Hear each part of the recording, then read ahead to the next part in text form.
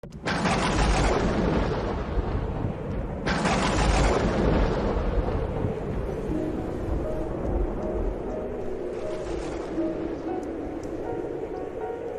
ce temps-là, Jésus regagna en barque l'autre rive, et une grande foule s'assembla autour de lui. Il était au bord de la mer. Arrive un des chefs de synagogue nommé Jaïr. Voyant Jésus, il tombe à ses pieds et le supplie instamment. « Ma fille, encore si jeune, est à la dernière extrémité. Viens lui imposer les mains pour qu'elle soit sauvée et qu'elle vive. » Jésus partit avec lui, et la foule qui le suivait était si nombreuse qu'elle l'écrasait. Or, une femme qui avait des pertes de sang depuis 12 ans, elle avait beaucoup souffert du traitement de nombreux médecins, et elle avait dépensé tous ses biens, sans avoir la moindre amélioration. Au contraire, son état avait plutôt empiré. Cette femme donc, ayant appris ce qu'on disait de Jésus, vint par derrière dans la foule et toucha son vêtement. Elle se disait en effet, « Si je parviens à toucher seulement son vêtement, je serai sauvée. » En l'instant, l'hémorragie s'arrêta, et elle ressentit dans son corps qu'elle était guérie de son mal. Aussitôt Jésus se rendit compte qu'une force était sortie de lui. Il se retourna dans la foule, et il demandait, « Qui a touché mes vêtements ?» Ses disciples lui répondirent, « Tu vois bien la foule qui t'écrase et tu demandes qui m'a touché ?» Mais lui regardait tout autour pour voir celle qui avait fait cela. Alors la femme saisie de crainte et tout tremblante, sachant ce qui lui était arrivé, vint se jeter à ses pieds et lui dit toute la vérité. Jésus lui dit alors, « Ma fille, ta foi t'a sauvée, va en paix et sois guérie de ton mal. » Comme il parlait encore, des gens arrivent de la maison de Jaïr, le chef de synagogue, pour dire à celui-ci, « Ta fille vient de mourir, à quoi bon déranger encore le maître ?» Jésus, supprenant ces mots, dit au chef de synagogue, « Ne crains pas, crois seulement. » Il ne laissa personne l'accompagner, sauf Pierre, Jacques et Jean, le frère de Jacques. Ils arrivent à la maison du chef de synagogue. Jésus voit l'agitation et des gens qui pleurent et poussent de grands cris. Il entre et leur dit, « Pourquoi cette agitation et ces pleurs? L'enfant n'est pas morte, elle dort. » Mais on se moquait de lui, alors il met tout le monde dehors, prend avec lui le père et la mère de l'enfant, et ceux qui étaient avec lui. Puis il pénètre là où reposait l'enfant. Il saisit la main de l'enfant et lui dit, « Talitha koum », ce qui signifie, « Jeune fille, je te le dis, lève-toi. » Aussitôt, la jeune fille se leva et se mit à marcher. Elle avait en effet 12 ans. Ils furent frappés d'une grande stupeur, et Jésus leur ordonna fermement de ne le faire savoir à personne. Puis il leur dit de la faire manger. Acclamons la parole de Dieu. Deux grands miracles sont racontés dans ce passage de l'évangile de Saint Marc aujourd'hui. Le premier est un miracle qui a pour bénéficiaire une femme dont l'évangéliste dit qu'elle souffrait d'un écoulement de sang, qu'elle avait des hémorragies. Il n'en explique pas la cause, mais il donne un détail.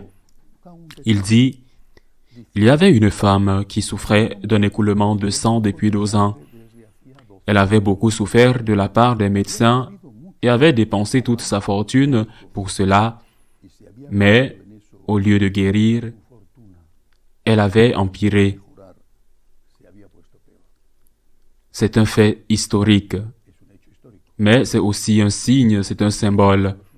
C'est un enseignement, cette femme qui perd son sang, perd sa vie. C'est un symbole de tous ceux qui cherchent le bonheur, et cherchent le bonheur comme cette femme entre les mains des médecins. J'insiste, qui avait souffert entre les mains de ces médecins, qui sait ce qu'ils lui avaient envoyé, et que les médecins avaient pris toute sa fortune. Ils vous promettent que le bonheur vous sera donné par la drogue, l'alcool, le sexe, une liberté qui est une débauche. Ils vous promettent que le bonheur vous sera donné en obtenant telle ou telle position dans votre carrière. Il vous sera donné par une maison, une voiture. Il vous sera donné par les voyages. Ils vous le promettent. Et que dépensez-vous? Parfois aussi votre argent physique ou votre santé, mais vous dépensez toujours votre temps. Votre temps. Vous avez cru que si vous obteniez telle ou telle chose, si vous l'obteniez et la réalisiez, vous seriez enfin heureux, et lorsque vous l'avez réalisé, vous avez vu que ce n'était pas ce que vous attendiez. Et après, peut-être les premiers moments de satisfaction, l'agitation revient, puis vous allez voir un autre médecin. Vous perdez à nouveau non seulement votre argent, mais vous perdez aussi votre temps. Vous échouez dans un mariage. J'invite les jeunes à m'écrire. À nouveau, lorsqu'ils ont ce sentiment d'avoir échoué, non pas parce qu'ils n'ont pas atteint ce qu'ils cherchaient, mais parce qu'ils l'ont atteint et qu'ils ont vu que cela ne les a pas comblés, que cela n'a pas rempli leur cœur, et que ce n'était pas comme ils l'avaient pensé, la source du bonheur, la source de la paix dont ils avaient rêvé.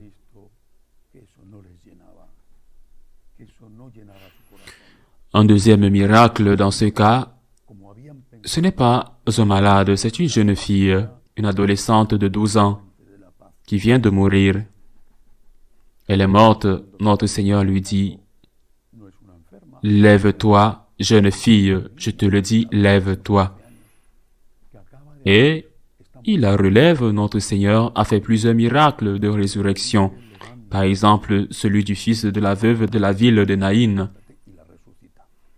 Qu'est-ce qui est significatif ici dans ce miracle? Tout d'abord, il s'agit d'une résurrection qui n'a rien à voir avec une quelconque suggestion. Elle est morte et elle est ressuscitée, tout comme lorsque la tempête se calme sur le lac.